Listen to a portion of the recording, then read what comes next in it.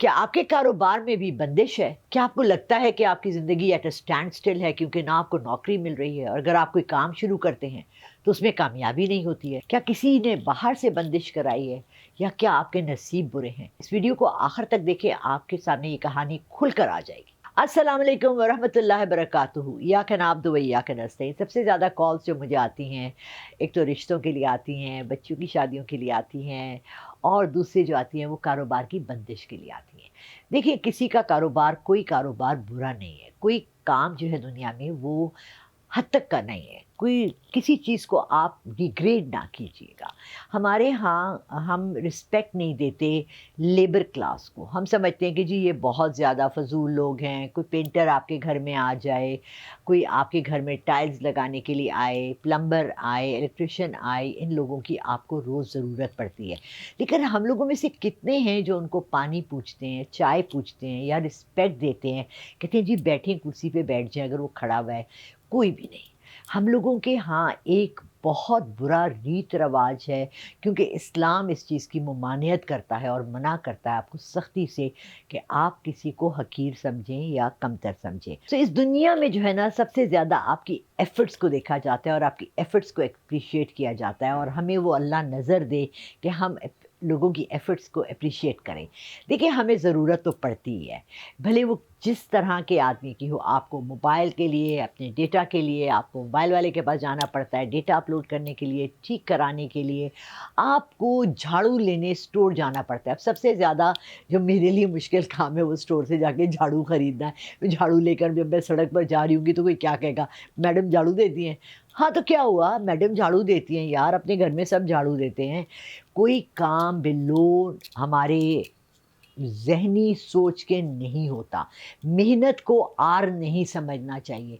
आपको रिस्पेक्ट देनी चाहिए उन लोगों की जो मेहनत करते हैं और सिर्फ़ अपना हाथ नहीं फैलाते। बहुत ज़्यादा लोग हमारे यहाँ जो हैं ऐसे कामों को जिनमें मेहनत ज़्यादा है और कमाई बहुत ज़्यादा नहीं है काबिल बर्दाश्त नहीं समझते। कहते नहीं जी इसको इग्नोर कर दो। नहीं जी, I am really sorry, you have to get off your ass and work. काम सबसे ज़्यादा ज़रूरी है। घर में कोई आपको आके रिज़्क तैयार प्लेट में सजा सजाया नहीं देगा। एक कौम थी जिस पे आपको पता है मने सलवा भी उतरा था। अल्लाह ताला ने मूसा अलैहिस्सलाम की कौम को तैयार खाना दिया था और शानदार खाना दिया था। कहते हैं और कुरान में भी ये ज़िक्र है कि वो जन्नत का खाना था और वो उनको रोज़ मिलता था बिला नागा 2 दफ़ा या 3 दफ़ा, जितनी दफ़ा भी अल्लाह अपने हुक्म से ज़ाहिर करते थे, उनको ये चीज़ें मिलती थी। मगर वो वक़्त आ गए और कहने लगे नहीं, नहीं, हमें तो भई अब दाल और ककड़ी चाहिए। जो ज़िक्र है कुरान में ककड़ी का है, दालों का है और हमें तो ज़मीन से जो चीज़ें उगती हैं यानी आलू, कद्दू, लौकी, ये तमाम चीज़ें। देखिए, नाशुक्रे हैं हम बहुत ज़्यादा। अल्लाह की रहमतों को हम समझते नहीं हैं, पहचानते नहीं हैं, उनकी तरफ देखना नहीं चाहते। जब तक आपके अल्लाह ने हाथ पैर सलामत हैं, आपका दिमाग चल रहा है। भीख माँगने वाले मुझे इसलिए बुरे लगते हैं कि भीख देने का और भीख माँगने का रीत और रवाज इस्लाम में बिल्कुल ममानियत है। इसको किसी तरह भी किसी जगह भी इसको प्रमोट नहीं किया गया। अपने ख़ानदान में बैठकर अगर आप अपने अमीर रिश्तेदारों से पैसे माँगेंगे, 1 दफ़ा देंगे, 2 दफ़ा देंगे, तीसरी दफ़ा वो आपसे मुकर जाएँगे। कोशिश करें कि अपने कारोबार को, अपनी मेहनत को, जो भी काम कर रहे हैं, भले आपने कैंटीन लगाई है। अभी मेरा एक बच्चा है जो जापान जाना चाह रहा है और वो चाहता है कि मैं वहाँ बिज़नेस करूँ और वहाँ उसका अच्छा बिज़नेस था, उसने पैसे लगाए। लेकिन इस वक़्त चूँकि वो स्टक है पाकिस्तान में, उसने कैंटीन का ठेका पकड़ लिया और वो घर से सामान बना के कैंटीन में बेचता है। कोई हर्ज नहीं है। अगर आपसे काम नहीं होता, आपकी बीवी अच्छी कुक है, तो आप उसकी मदद करें। आप उसको सौदा ला के दें, उसको सब्ज़ी काटने में हेल्प करें, उसके साथ चीज़ें उठाने में हेल्प करें। सब मिलके काम करते हैं तो आजकल के इस महँगाई के दौर में हम लोग अपने पैर पे खड़ा हो सकते हैं।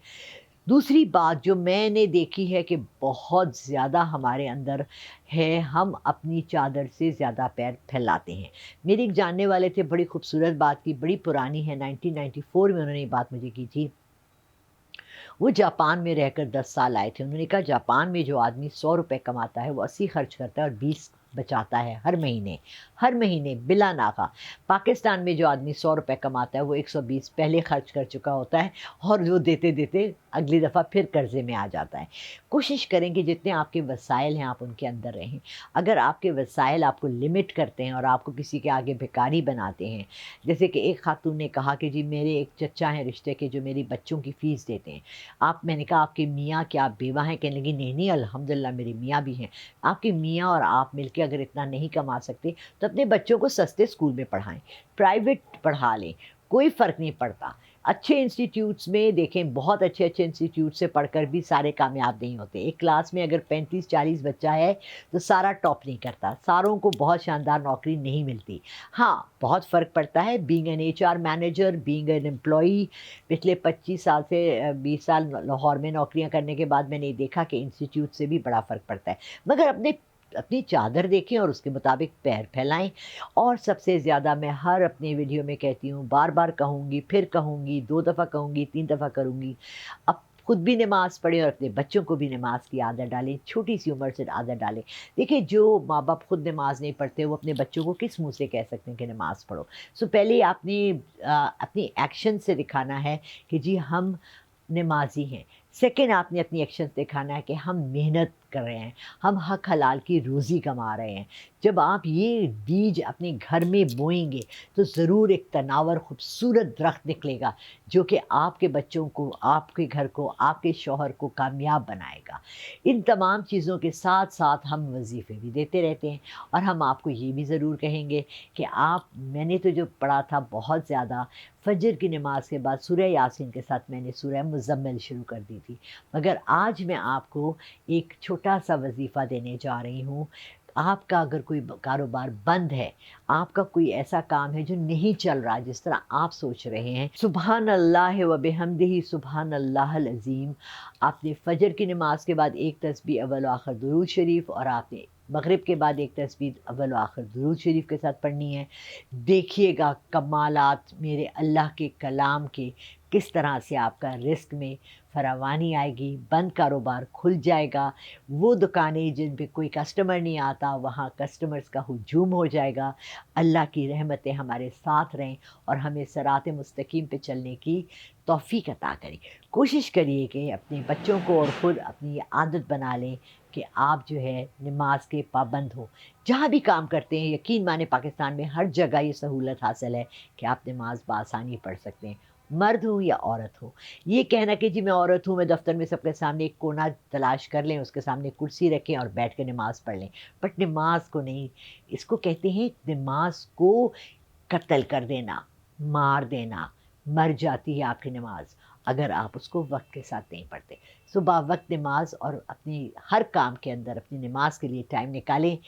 नमाज से ये मत कहें मेरे पास टाइम नहीं है, टाइम से कहें मैंने नमाज पढ़नी है। और देखिएगा कि रिस्क आपके घर में कैसे आता है। इंशाल्लाह हमारे साथ जुड़े रहें, शेयर करें, मेरे चैनल को लाइक करें और सब्सक्राइब करें और लाला रुख ऑफिशियल को फैलाएं ताकि सबको इससे फ़ायदा हो, मुस्तफ़ीद हों और हमारे साथ अच्छी अच्छी दुआओं में शामिल रहें। अस्सलाम वालेकुम वरहमतुल्लाहि वबरकातुहू।